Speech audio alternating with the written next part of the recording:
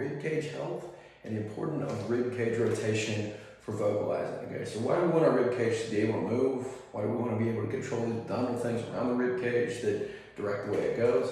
Because if we can't control the ribcage, then we can't control our power source, which means that we have no control of how quickly exhalation is going to enter the vocal folds. Okay, so control of all of this stuff is really, really important. Okay, and one of the kind of like the nerdy things that I get into in comparing different areas of the body is when you talk about like the six pack, okay, which is kind of as you can see, my like distorted six pack here from New Year's fun, but this is what we call the abdominal aponeurosis. Okay, so it's connective tissue. So one of the things that happens over time is that this connective tissue is going to conform to whatever the muscles around it do. So like if I have a really tight rectus abdominis, for example, eventually this connective tissue, which is supposed to sort of like flex and extend and bend and do all these things to allow the abs and the chest wall to open and close, is going to lose elasticity and it's going to become more like a brick. Okay, so you kind of stay down here, you don't want to open as much. So one of the things that we want to be able to do with our rib cage is to be able to move it in multiple different directions. Okay, it's super, super important. So in this segment and beyond that, we want to be able to move it first slowly and then faster, so we can kind of change the shape of our rib cage at different speeds to be able to control how much or how little we maintain openness of our rib cage as we exhale, because singing is basically controlled exhalation. So in this series of different little videos here, we're going to talk about the different motions of the rib cage and how we can start to sort of open things up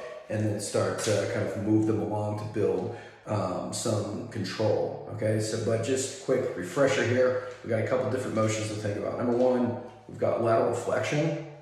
Okay, so when I rotate to a side, like when I rotate to my left side, I laterally flex and rotate in that direction.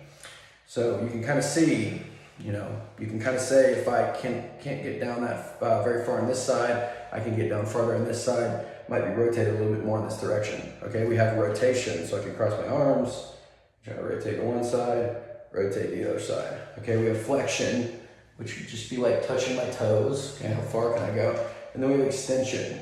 Okay, so how far behind me can I extend? Okay, as I extend, can I feel a stretch here, or do I feel like a pinching in the back? Okay, so that's kind of just a quick self-appraisal based upon the different things that, you can kind of use that to see like what direction is a little bit more limited for you, what do you need to work on specifically. We'll cover the different directions in the next few videos.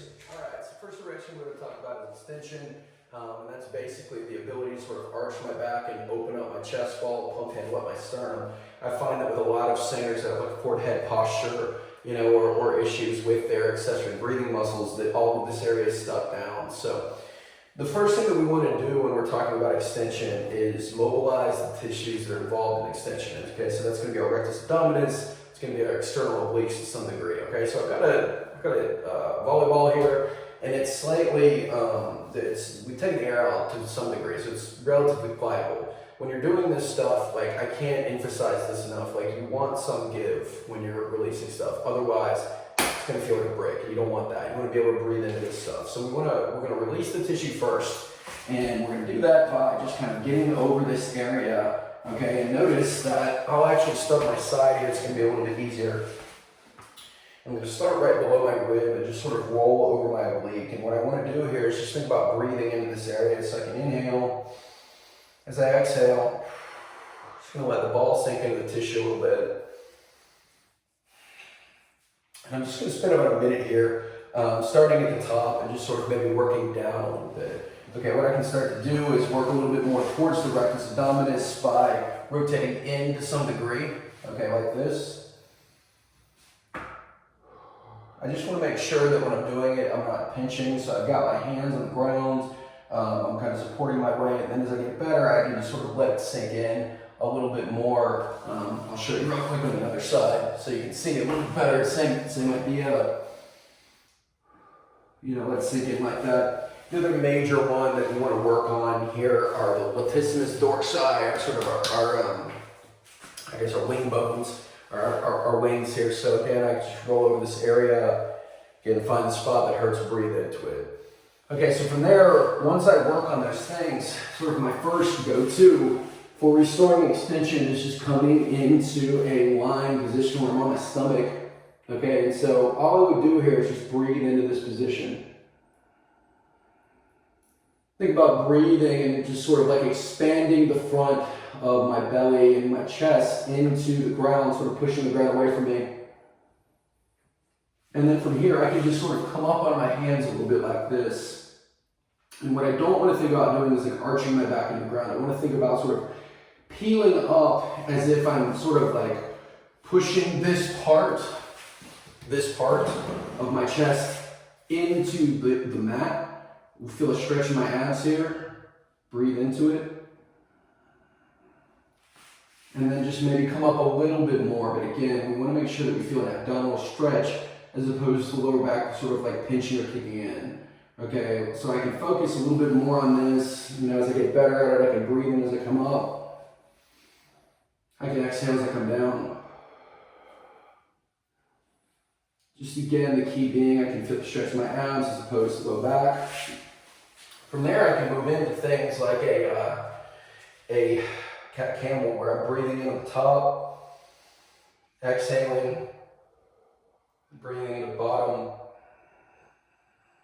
and exhaling.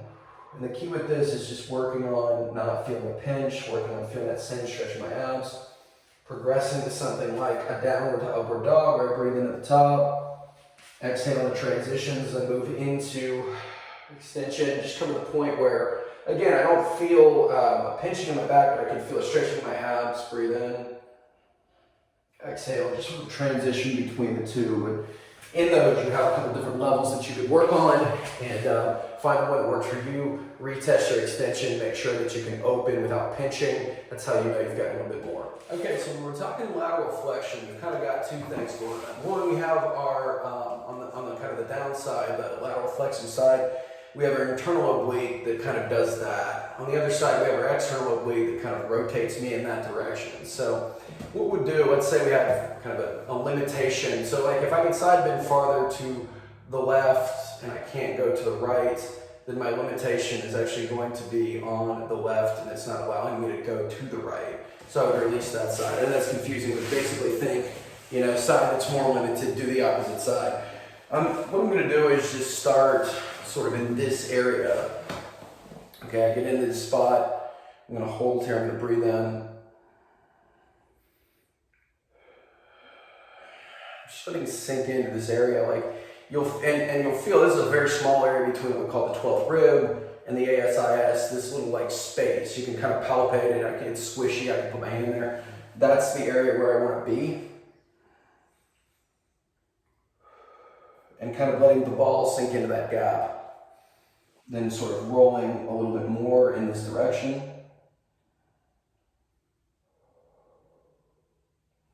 And then for the top obliques, actually I'm just going to get it like on the rib.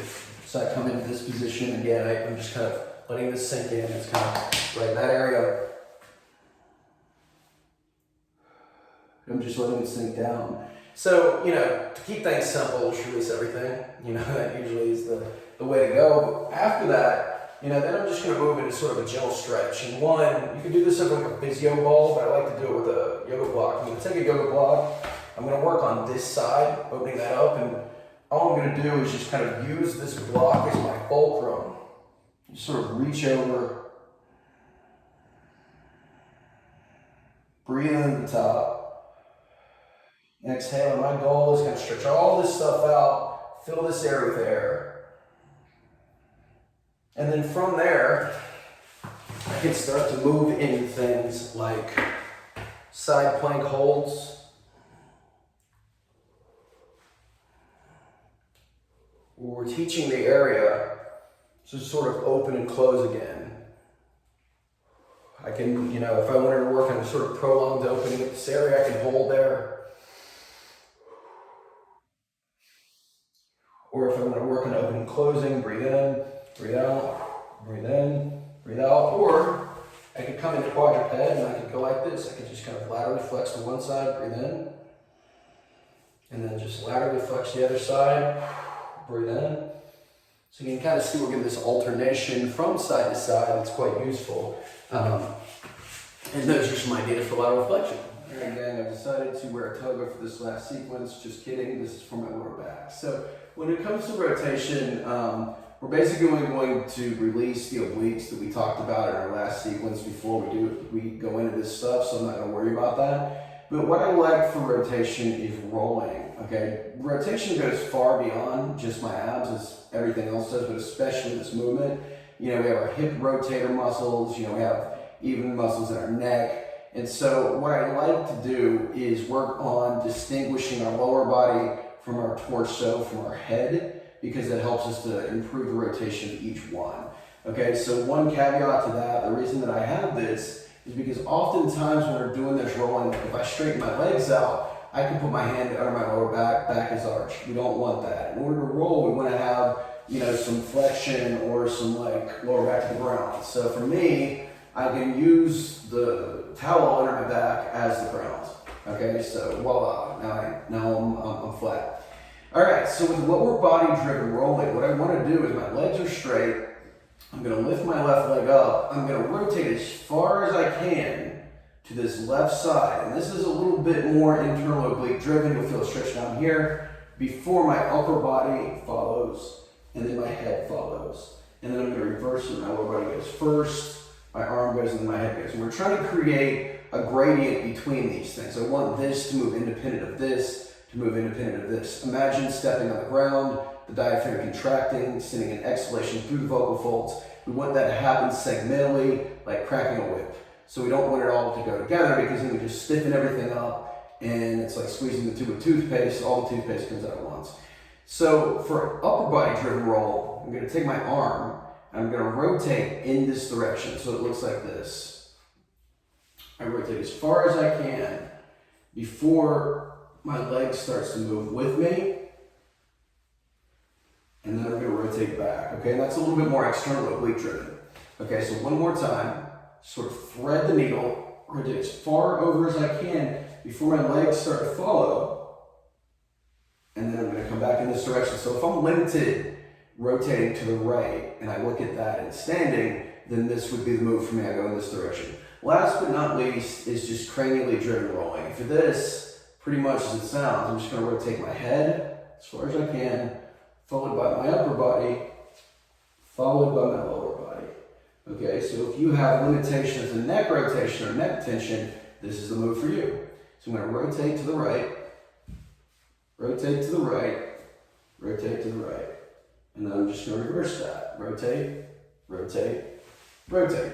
So pretty simple. I like to do just a couple rolls with each part of my body, like legs, arms, upper body, in each direction. So I might do like 3 segmental to the left and then 3 segmental to the right. Or if I'm limited in one particular direction, I'll focus more on that direction. Give that a go. Hopefully that gives you some tools this week to work on motions of the rib cage.